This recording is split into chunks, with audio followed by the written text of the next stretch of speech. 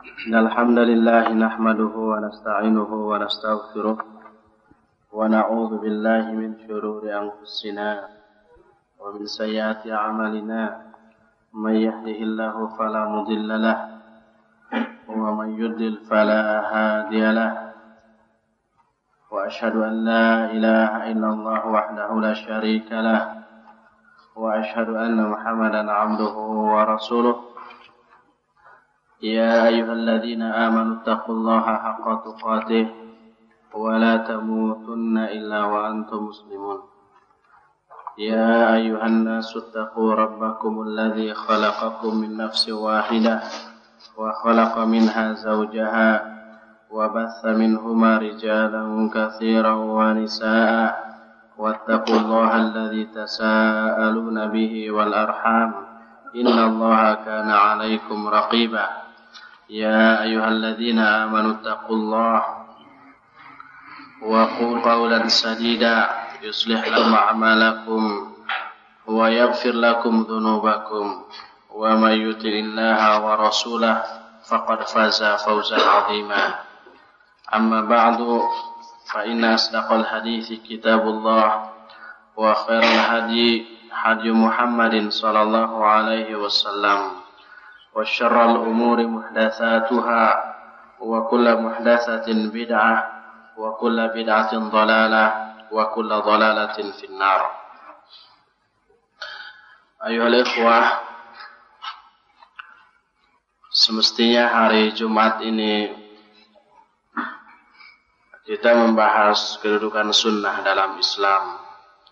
Kan tapi karena Ustadz yang isi materi itu tidak bisa hadir sejak pagi, dan kalau tidak ada halangan insyaallah pada Jumat nanti bisa datang, bisa mengisi. Maka jadwal saya yang mestinya hari Ahad dipajukan sekarang sampai nanti menjelang Jumatan. Tentu saja materi saya ini tidak akan selesai setengah hari, kemudian insyaallah akan dilanjutkan pada waktunya kelak.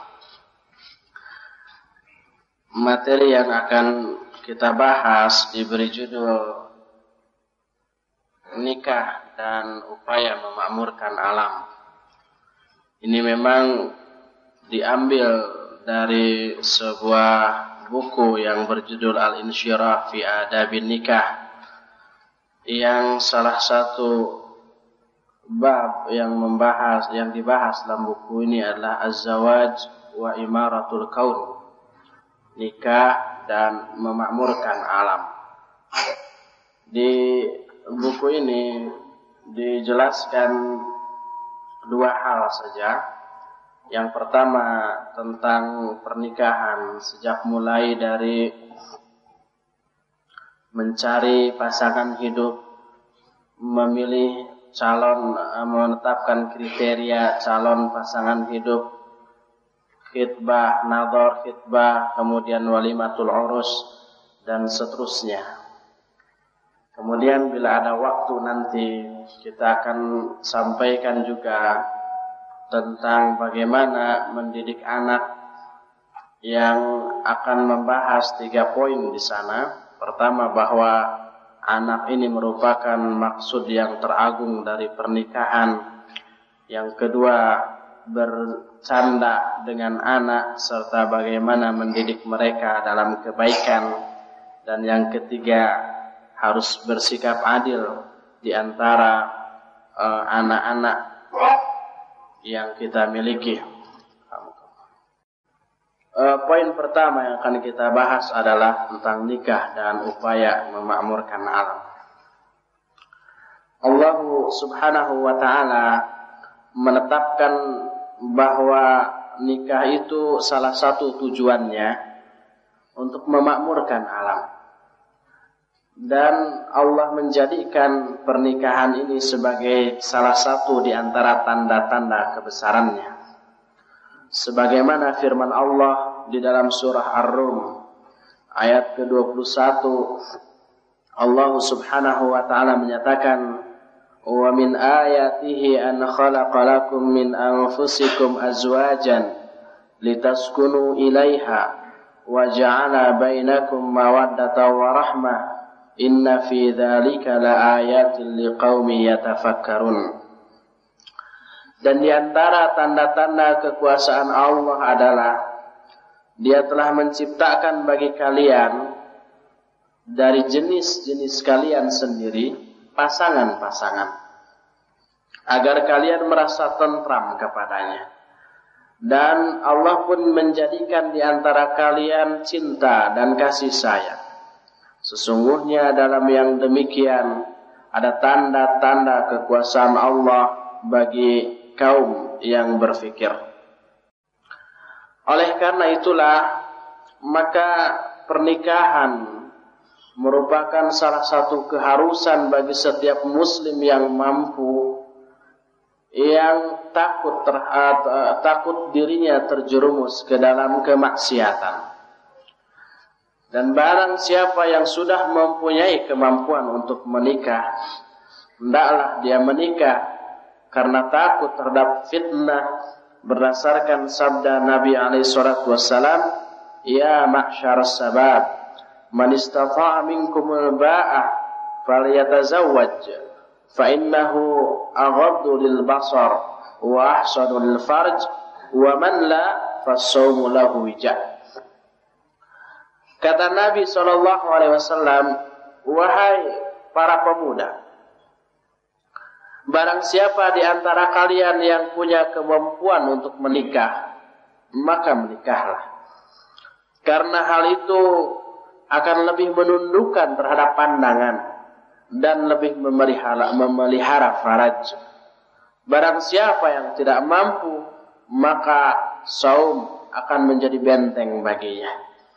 Hadis ini riwayat Imam Bukhari, Muslim, Abu Daud, An-Nasai, juga At-Tirmidzi serta ulama-ulama hadis lainnya pun banyak meriwayatkan hadis ini dengan sanad yang sahih. Akan tetapi syaitan selalu membisikkan ke hati para pemuda yang mau nikah untuk menghalang-halangi. Salah satunya di tengah-tengah kerusakan zaman ini, di tengah-tengah ruwetnya urusan, apalagi sekarang mau nikah harus ada KTP, harus ditatar dulu gitu ya, harus apalagi disuntik imunisasi apa, ruwet urusan. Dan juga di tengah-tengah orang-orang mengagung-agungkan harta, maka setan membisikkan kepada para pemuda, kamu nggak akan mampu kalau nikah, nggak akan mempunyai kemampuan. Maka hendaklah setiap pemuda tidak tergoda dengan bisikan setan seperti itu, karena ada satu jaminan dari Rasul SAW dalam sebuah hadisnya, salasatun haqqun 'ala Allah azza wa jalla aunuhu. Ada 3 kelompok manusia yang Allah berkewajiban menolong mereka. Pertama adalah al-makatib yuridul ada. Makatib ini hamba-hamba sahaya yang punya perjanjian dengan tuannya. Kalau kamu bisa menebus dirimu dengan bayar uang sekian, kamu bebas. Ini disebut makatib. Oh, budak hamba sahaya yang menginginkan kebebasan dirinya akan ditolong oleh Allah Subhanahu wa ta'ala. Nah, yang kedua ini wan-nakih yabghil afaf. Orang yang menikah karena memelihara kehormatan dirinya, khawatir terjerumus ke dalam maksiat, kemudian dia menikah, maka dia pun berhak mendapatkan pertolongan Allah Subhanahu wa ta'ala. Dan yang ketiga, wal mujahidu fi sabilillah, orang yang berjihad di jalan Allah. Hadis ini sahih, dikeluarkan oleh Imam An-Nasai dalam kitab Sunannya juz 6 halaman 61. Sedangkan lafaz tadi diriwayatkan oleh Imam At-Tirmidzi sebagaimana dalam Tuhfatul Ahwadi juz 5 halaman 296. Lalu Imam At-Tirmidzi menyatakan hadis ini hasan. Selain itu Imam Ibnu Majah, Imam Abdul Razak, Imam Ahmad, Imam Ibnu Huzaimah dan Ibnu Hibban, Imam Al-Hakim, Imam Abu Nuaim, dan banyak lagi imam-imam ahlul hadis lainnya yang juga meriwayatkan hadis ini dengan sanad yang sahih. Maka apabila seseorang sudah mempunyai azam, niat untuk menikah, karena sudah ada desakan yang kuat untuk itu, hendaklah yarhamukallah, hendaklah dia beristikharah kepada Allah Azza wa Jalla tentang hal itu, agar Allah menetapkan kebaikan baginya insyaallah. Berdasarkan sabda Nabi SAW dalam sebuah hadis yang diriwayatkan oleh Imam Bukhari, Abu Daud, At-Tirmidzi dan yang lain-lainnya, Rasul SAW menyatakan, "Idza hamma ahadukum bil amri falyarqa rak'ataini min ghairil fardhah, thumma liyaqul Allahumma inni astakhiruka bi ilmika wa astaqdiruka bi qudratika wa as'aluka min fadlikal azim fa innaka taqdiru wa la aqdir wa ta'lamu wa la a'lam wa anta 'allamul ghuyub," dan seterusnya. Kata Rasul SAW, apabila salah seorang di antara kamu mempunyai niat untuk satu urusan, termasuk niat nikah, maka hendaklah dia sholat 2 rakaat, bukan sholat fardu, yang kemudian ini disebut dengan sholat istikharah, sholat meminta pilihan yang baik.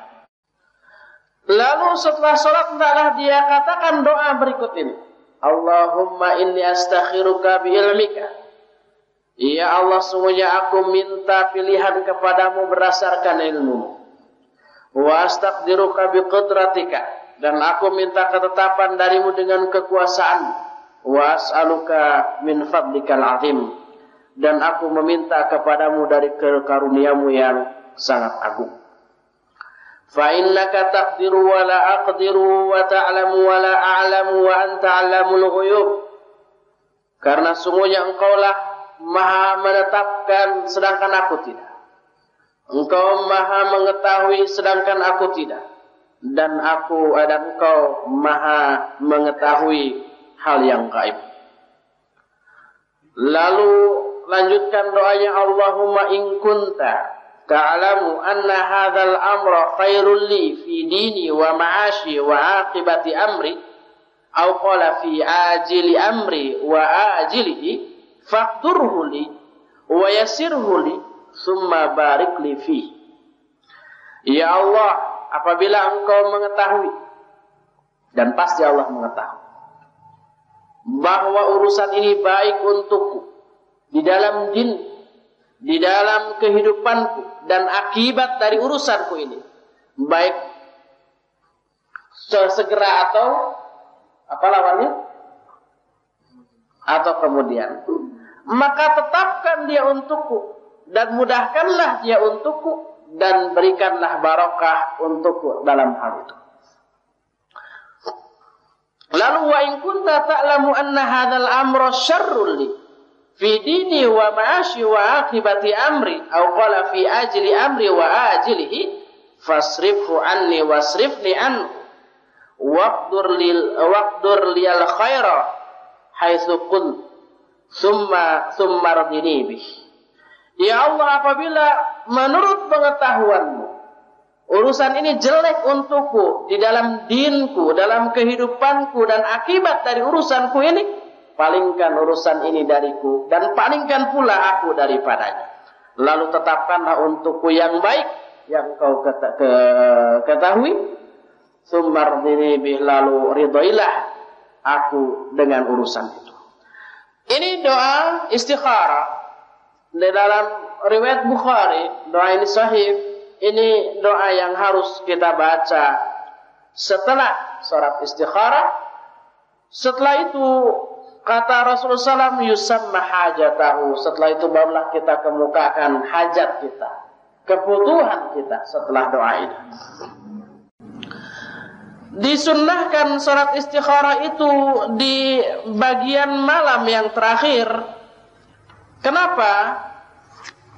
Lima fi dzalika min safa'in nafs wa bu'dil mar'i amma yunaghisu alaihi salatuhu, karena pada akhir malam itu jiwa sedang bersih dan jauh dari orang-orang yang bisa mengganggu salatnya, jauh dari anak-anak.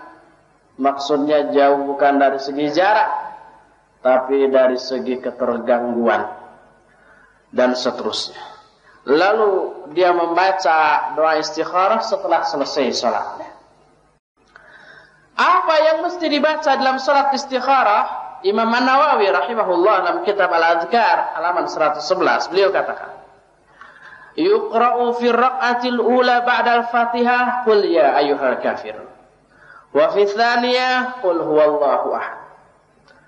Dibaca surat pada rakaat pertama setelah surat Al-Fatihah adalah qul ya ayyuhal kafirun, dan pada rakaat kedua qul huwallahu ahad. Ringan, pendek, dan ini sunnah.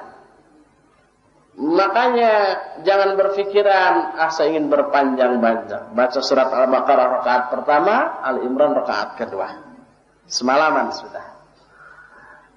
Ini mukhalafah dengan sunnah. Rasul SAW